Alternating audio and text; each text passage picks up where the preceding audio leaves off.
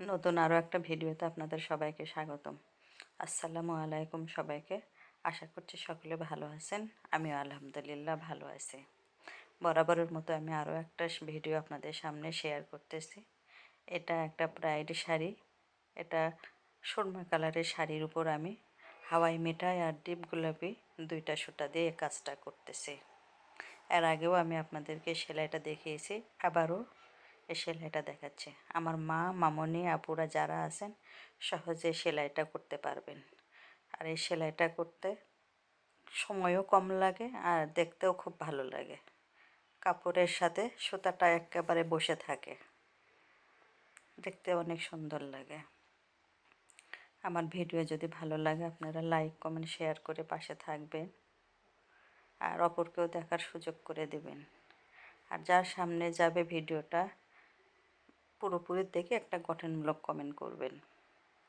আর আমার চাম্পা বুটিক্সে ব্রাইডের শাড়ি, লাকনো, কাঁথা stitch, phulkari, two piece পাওয়া যায় বেক্সি কাপড়ের, সিঙ্গেল ওড়না ব্রাইডের, ব্লাউজের পিস পাওয়া যায়। আপনারা চাইলে অর্ডার করতে পারেন বা কাস্টমাইজ করে নিতে পারেন। আর আমার বাসা বরাবরের মতো আমি ঠিকানাটা বলতেছি, জানেসাবা হাউজিং কমপ্লেক্স। এটা বগুড়া সদরে। কেউ যদি আমার বাসার আশেপাশে থাকেন আমার বাসাতে এসেও আপনারা নিতে পারেন। আর আমি সব সময় চেষ্টা করি ভালো কিছু করার জন্য। আমি আমার যথেষ্ট সাধ্যমতো চেষ্টা করি, তারপরেও অনেক সময় আমার ভুল হয়ে থাকে। আপনারা ক্ষমা সুন্দর দৃষ্টিতে দেখবেন।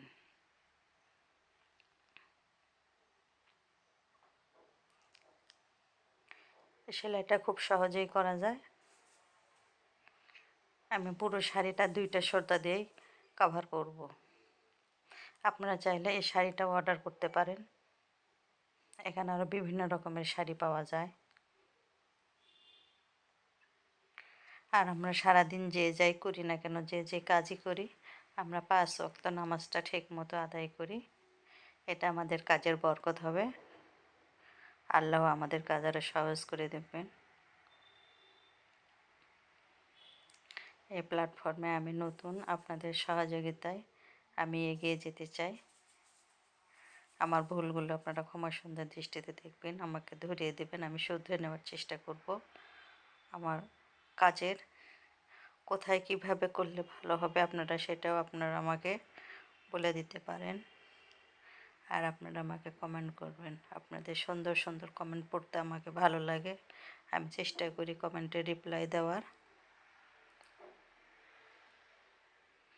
আর আমার বাসাটা একেবারে রাস্তার ধারে, বিভিন্ন রকমের সাউন্ড চলে আসে, সেজন্য আমি দুঃখিত। আগামী পর্বে আবার দেখা হবে। আল্লাহ হাফেজ।